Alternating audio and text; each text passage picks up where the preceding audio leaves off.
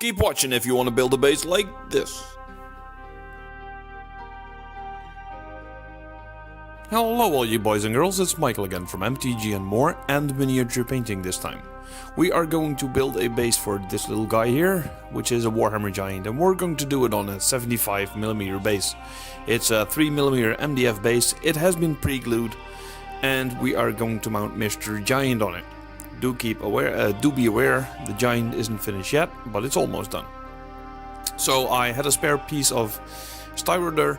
I cut out a little piece, just draw around his foot, cut it out, and then I stripped around the rest of the outer side to measure how much or how many pieces needed to be left.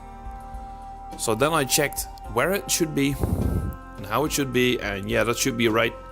So I pulled it off, took a really close look,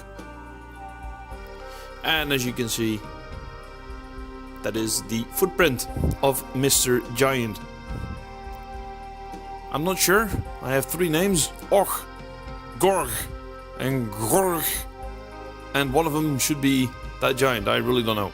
Anyhow, glue the piece of foam to the base and then use the magic stuff called baking soda. Why baking soda? Because it instantly freezes or dries to second glue or really heavy glue. So just drop it around, as you can see right there, just to make a really nice and cool slope.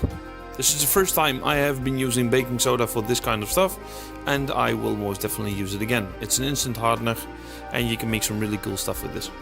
So after you have been done pouring it on, just press it on to make it a little bit more slope and then go wild with the glue. There you go. As you can see right now, it's hardened out just in the same second, and it's time to use stones.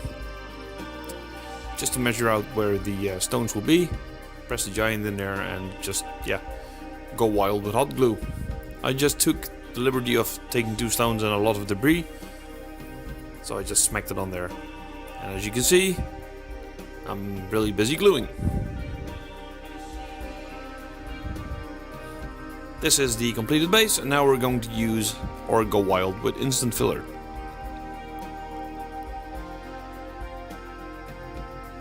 Don't go cheap on it, because the more you use, the better the base will be. Why am I using instant filler on this? Because it really creates a nice texture, and it basically hides the footprint. After you primed it for the first time, to lock all the instant filler in, time to use the sand, and you're going to use some tacky glue, which is basically the same as PVA glue. If not, please let me know in the comments, guys. When you're done with this, as you can see here, I'm using it really a lot. That's because I really would like the base sanded a lot. There you go. Sand it. I did put it in the oven to have it dry a bit more. Then use really watered down PVA glue or the same glue to lock it in. Once again, after this, I did put it in the microwave 230 degrees for about a minute or two and then primed it again. After that, we will be painting it the first paint with earth color from Vallejo. I'm a Vallejo user, so you will see more paints from Vallejo from me. Give it a really thorough coat. Don't go cheap on this as well. After that, use some Boyne White, mix it in with the earth color to create some more light highlighting or texture. After that, use some cold gray for the stones and let the earth dry a bit. And then immediately you can see there is a base being born. Pretty awesome.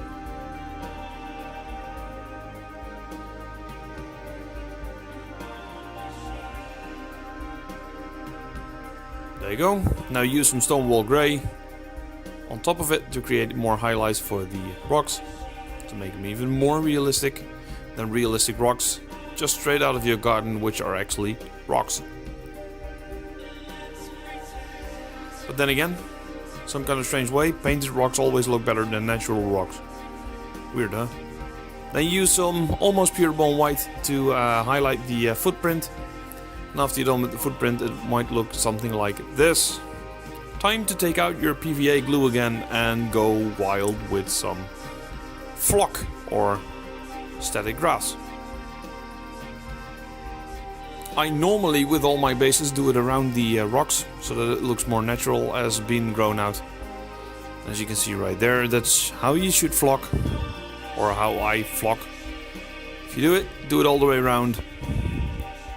And when you're finished with the all the way round flocking, it looks something like this. Pretty dang amazing. And now it's time to mount the giant. And of course make the puddle a real puddle. That was the whole initiative of that haul. Because, well, a footprint really looks nice. But again, when you use still water from Vallejo again and some earth tone, it looks even more amazing, as you have seen in the first few seconds. Use such a, what do you call it? Thing to suck up some water, just one drop of